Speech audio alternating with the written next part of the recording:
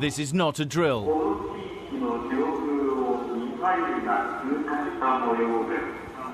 A North Korean missile has been fired at Hokkaido. The message over the tannoy, take cover. It was recorded by Joe Narciso.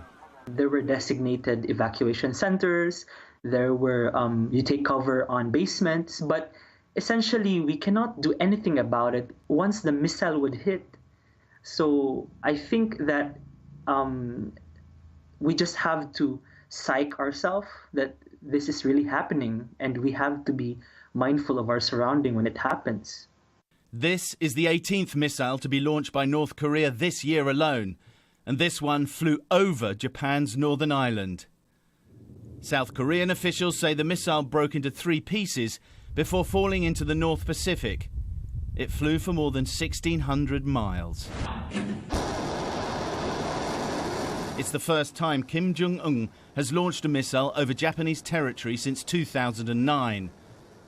And the country's Prime Minister said his government is taking all possible measures to ensure people's safety. The missile, which passed over our nation, represents the greatest and gravest threat to our nation ever. It's also a threat to the peace and stability of the Asia-Pacific region. We have lodged a strong protest with North Korea to that effect. I called for the emergency meeting of the UN's Security Council, and while working with the international community, we'll demand even stronger measures against North Korea at the United Nations.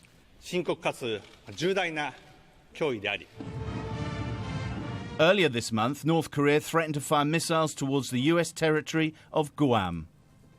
This provoked the US president into threats of war, perhaps nuclear war. North Korea best not make any more threats to the United States.